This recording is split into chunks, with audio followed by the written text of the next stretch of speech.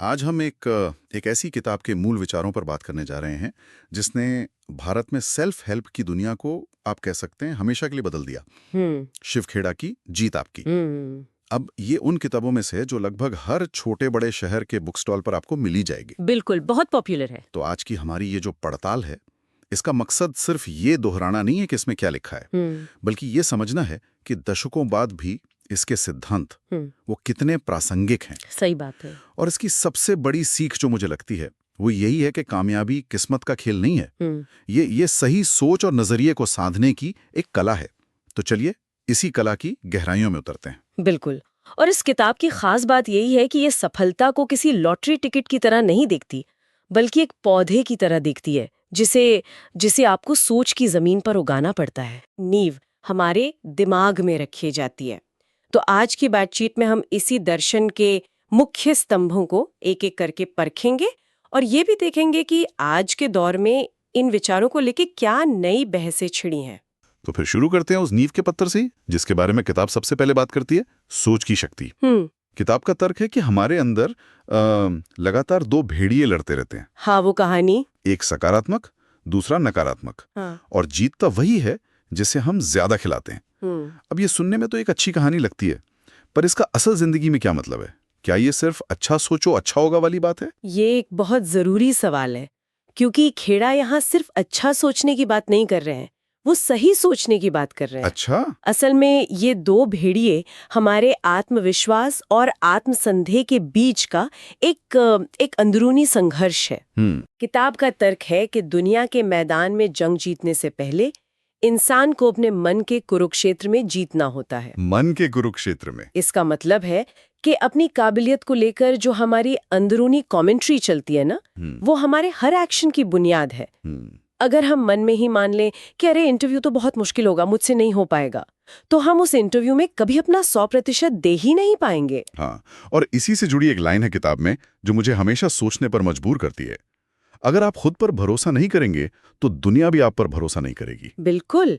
ये बात जितनी सीधी है उतनी ही गहरी भी है, क्योंकि हमारा आत्मविश्वास सिर्फ हमारा नहीं होता, वो संक्रामक होता है। बिल्कुल। जब हम भरोसे के साथ कोई आइडिया पेश करते हैं तो सुनने वाले के मन में भी उसके सफल होने की तस्वीर बनने लगती है। आपने बहुत सही शब्द इस्तेमाल किया, संक्रामक। हाँ। ये सिर्फ एक प्रेरक विचार नहीं है, इसके पीछे ठोस मनोविज्ञान है। हमारी बॉडी लैंग्वेज, हमारी आवाज का उतार चढ़ाव, हमारी आंखों का संपर्क, हाँ, ये सब हमारी भीतरी सोच का आईना है। अगर हम अंदर से डरे हुए हैं तो हमारी आवाज कांपेगी, हम नजरें चुराएंगे और सामने वाला इंसान, चाहे वो आपका बॉस हो या कोई क्लाइंट, उस झिझक को भांप लेता है। सही बात है। तो ये जो मन में जीतना है वो असल में अपने व्यक्तित्व को अपनी सोच के साथ अलाइन करने की प्रक्रिया है। ठीक है, तो मन की लड़ाई जीत ली।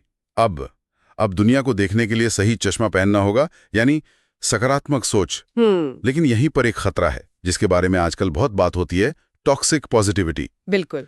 यानी हर बुरी चीज को नकार देना और जबरदस्ती मुस्कुराते रहना। क्या जीत आपकी इस जाल में फंसती है या ये असलियत और उम्मीद के बीच कोई संतुलन बनाती है? ये आज के दौर का सबसे प्रासंगिक सवाल है।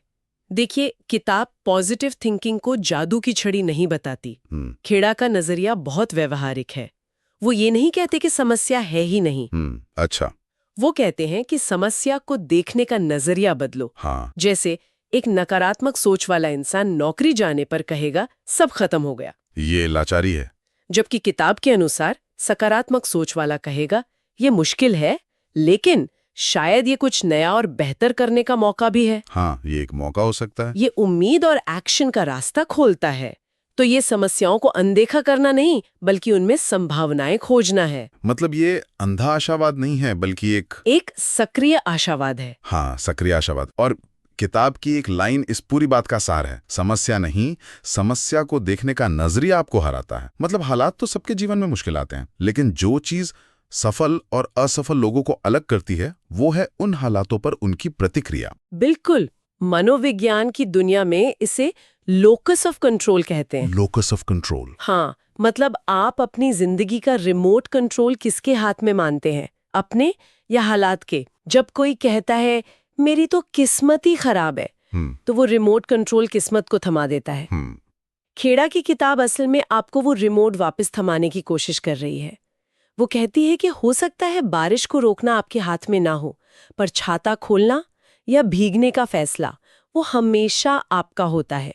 सही। और असली शक्ति इसी फैसले में है। ठीक है, तो सोच सकारात्मक हो गई, दुनिया को देखने का नजरिया भी बदल गया, लेकिन इस ऊर्जा को अगर सही दिशा न दी जाए तो ये हवा में रह जाएगी। हाँ बिल्कुल। यहीं पर लक्ष्य निर्धारण का महत्व आता है। किताब में वो जहाज वाली मिसाल बहुत मशहूर है। हाँ, कि बिना लक्ष्य का इंसान उस जहाज की तरह है जिसके पास पतवार नहीं है। हाँ, वो कहीं पहुंचेगा जरूर, पर अपनी मर्जी की जगह पर नहीं। और ये सिर्फ एक दार्शनिक बात नहीं है, ये हमारे दिमाग के काम करने के तरीके से भी जुड़ा है। अच्छा, वो कैसे? जब हमारे पास एक स्पष्ट लक्ष्य होता है तो हमारा दिमाग उन मौकों और रास्तों को पहचानने लगता है जो हमें उस लक्ष्य तक ले जा सकते हैं। इसे सिलेक्टिव अटेंशन कहते हैं। Selective attention. हाँ, जैसे जब आप कोई नई कार खरीदने का सोचते हैं तो अचानक आपको सड़कों पर वही कार हर जगह दिखने लगती है। हाँ, ये तो होता है।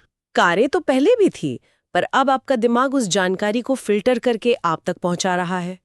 बिना लक्ष्य के मौके हमारे सामने होते हुए भी हमें दिखाई नहीं देते। अरे वाह, तो इसका मतलब लक्ष्य तय करना सिर्फ मोटिवेशन के लिए नहीं, बल्कि अपने दिमाग को सही सिग्नल देने के लिए भी जरूरी है। बिल्कुल। किताब में अच्छे लक्ष्य की 3 खासियतें भी बताई गई हैं जो इसे बहुत प्रैक्टिकल बना देती हैं। पहला, लक्ष्य साफ हो, स्पेसिफिक। दूसरा, वो लिखित हो। और तीसरा, उसकी एक समय सीमा हो, टाइम बाउंड। मुझे अमीर बनना है, ये एक इच्छा है, लक्ष्य नहीं। सही है। लेकिन मुझे अगले 2 साल में अपनी आमदनी को 50% बढ़ाना है, ये एक ठोस लक्ष्य है। और लिखने की प्रक्रिया यहाँ बहुत शक्तिशाली है। जब हम कोई लक्ष्य लिखते हैं तो हम एक अस्पष्ट इच्छा को एक ठोस वचन में बदल देते हैं। हाँ, यह हमारे दिमाग में और भी पक्का हो जाता है और समय सीमा उसे टालने की गुंजाइश खत्म कर देती है। तब ये सिर्फ एक सपना नहीं रह जाता, बल्कि एक प्रोजेक्ट बन जाता है। हाँ, एक एक्शन प्लान। बिल्कुल। ये हमें कभी किसी दिन वाले मोड से निकालकर आज पहले दिन वाले मोड में ले आता है। लक्ष्य भी तय हो गया, पर उस मुश्किल रास्ते पर चलने के लिए जो सबसे जरूरी ईंधन चाहिए वो है आत्मविश्वास। कॉन्फिडेंस। अब एक आम धारणा है कि आत्मविश्वास तो कुछ लोगों में पैदाइशी होता है, वो लोग बॉर्न लीडर होते हैं। हाँ, ये बहुत सुना है। लेकिन ये किताब इस धारणा को पूरी तरह तोड़ देती है। ये कहती है कि आत्मविश्वास बनाया जाता है, कमाया जाता है, तैयारी और अभ्यास से। पर क्या ये वाकई इतना आसान है? कई लोग सालों तक कोशिश करते हैं फिर भी। ये एक बहुत व्यावहारिक चुनौती है और किताब इसके लिए बाहरी दिखावे की जगह अंदरूनी काम पर जोर देती है। इसके अनुसार आत्मविश्वास की नींव खुद के साथ ईमानदारी बरतने में है। खुद के साथ ईमानदारी? हाँ, जब हम खुद से छोटे छोटे वादे करते हैं, जैसे मैं आज सुबह आधा घंटा टहलने जाऊंगा या मैं आज एक चैप्टर जरूर पढ़ूंगा, और जब हम उन्हें निभाते हैं तो हम अपने ही मन में अपनी इज्जत कमाते हैं। हम खुद को ये संदेश देते हैं कि मैं भरोसे के लायक हूं। अच्छा। यही आत्मविश्वास का असली स्रोत है। ये मसल्स बनाने जैसा है, एक दिन में नहीं होता, रोज थोड़ा थोड़ा वजन उठाना पड़ता है। ये खुद से किए वादे निभाने वाली बात बहुत दमदार है। इसके अलावा भी किताब में कुछ छोटे छोटे व्यवहारिक तरीके बताए गए हैं, जैसे अपनी छोटी छोटी जीतों का जश्न मनाना, ताकि दिमाग को सफलता का स्वाद लगे। और एक बहुत जरूरी बात, अपनी तुलना दूसरों की हाईलाइट रील से करने के बजाय अपने बीते हुए कल से करना। हर दिन खुद को ये याद दिलाना कि मैं कल से 1% बेहतर बन रहा हूँ। और गलतियों को लेकर भी नजरिया बदलने पर बहुत जोर दिया गया है। किताब में एक पंक्ति है, गलतियां होना हार नहीं है, हार तब होती है जब आप कोशिश करना छोड़ देते हैं। बिल्कुल। ये मानसिकता हमें जोखिम लेने का साहस देती है। अगर हमें हर समय गलती करने का डर रहेगा तो हम कभी कुछ नया करने की हिम्मत ही नहीं कर पाएंगे। सही बात है। आत्मविश्वास इस समझ से भी आता है कि गिरना प्रक्रिया का हिस्सा है, अंत नहीं। ये हमें फेलियर प्रूफ बनाने की कोशिश नहीं करती, बल्कि फेलियर रेजिलिएंट बनाती है, मतलब गिरने के बाद उठने में माहिर। अब आते हैं उस हिस्से पर जो सोच और सफलता के बीच का पुल है, अनुशासन और मेहनत। डिसिप्लिन। किताब इस बात पर बहुत जोर देती है कि सिर्फ सोचने से, सिर्फ योजना बनाने से कुछ नहीं होता। एक्शन लेना सबसे जरूरी है। बिल्कुल। और लगातार एक्शन लेने के लिए अनुशासन चाहिए। लेकिन अनुशासन शब्द सुनते ही कई लोगों को स्कूल के दिन याद आ जाते हैं। हाँ, एक तरह की सजा जैसा लगता है ये शब्द। हाँ, और किताब इसी धारणा को बदलने की कोशिश करती है। अनुशासन को अक्सर एक नकारात्मक शब्द, एक बंधन के रूप में देखा जाता है, लेकिन किताब इसे एक सकारात्मक ढांचा, एक आजादी के रूप में प्रस्तुत करती है। आजादी, हाँ, अनुशासन का मतलब खुद को सजा देना नहीं, बल्कि एक ऐसी संरचना तैयार करना है जो हमें हमारे लक्ष्य की ओर ले जाए, तब भी जब हमारा मन न कर रहा हो। यह प्रेरणा का इंतजार नहीं करता है, यह आदतें बनाता है।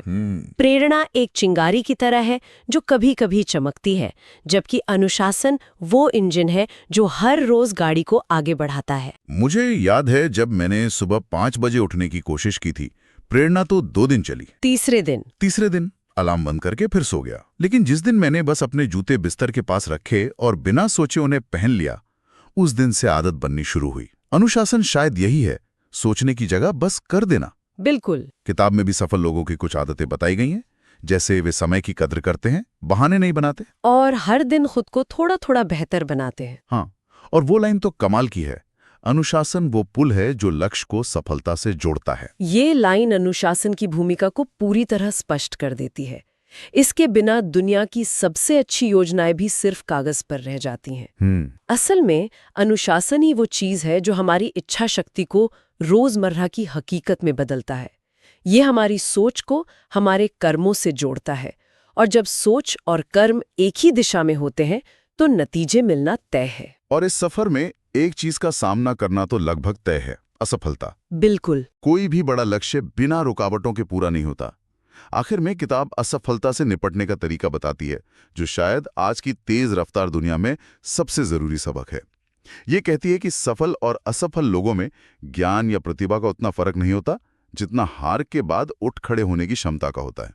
ये असफलता को फिर से परिभाषित करने का एक प्रयास है। समाज में असफलता को एक कलंक, एक फुल स्टॉप की तरह देखा जाता है। हाँ, एक धब्बे की तरह। बिल्कुल, लेकिन ये किताब उसे प्रक्रिया का एक अनिवार्य हिस्सा और एक फीडबैक तंत्र के रूप में देखने के लिए कहती है। हाँ। जब हम असफल होते हैं तो हमें ये जानकारी मिलती है कि कौन सा तरीका काम नहीं कर रहा है। अच्छा। ये हमें अपना रास्ता सुधारने का मौका देता है। ये अंत नहीं, बल्कि एक महत्वपूर्ण डेटा पॉइंट है। शिव खेड़ा के शब्द है, सफलता असफलताओं की सीढ़ी चढ़कर मिलती है। ये तस्वीरें कितनी अलग है। हम सोचते हैं कि सफलता एक सीधी चिकनी चढ़ाई है, जबकि असल में वो एक सीढ़ी है जिसके हर डंडे का नाम असफलता है। हाँ, हर असफलता हमें एक कदम ऊपर ले जाती है, बशर्ते हम उससे सीखकर अगला कदम उठाएं। बिल्कुल।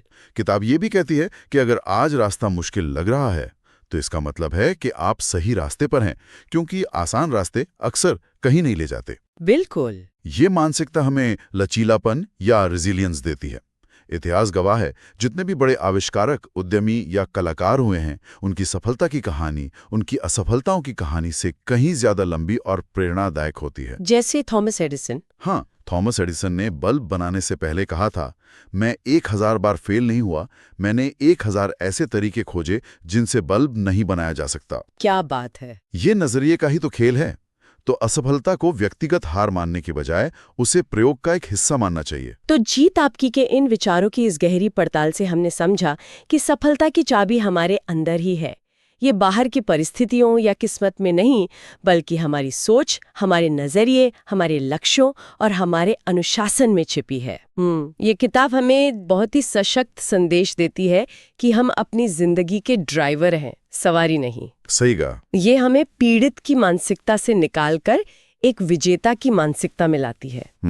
ये कहती है कि आप शायद अपने हाथ में आए पत्तों को नहीं चुन सकते, लेकिन उन पत्तों से खेल कैसे खेलना है, ये हमेशा आपके हाथ में होता है। और किताब का अंतिम संदेश बहुत साफ है, बहानों की जगह मेहनत चुनें और डर की जगह आत्मविश्वास। और हमेशा याद रखें, जीत आपकी है। इस पूरी चर्चा को समेटते हुए एक विचार सोचने के लिए छोड़ा जा सकता है। अगर ये सच है कि हमारी सोच ही हमारी दुनिया बनाती है और हम रोज छोटी छोटी आदतों से अपनी सोच को बदलते हैं, तो वो एक कौन सी छोटी सी आदत या वादा है जिसे आज हम खुद से करके अपनी जीत की तरफ पहला कदम बढ़ा सकते हैं।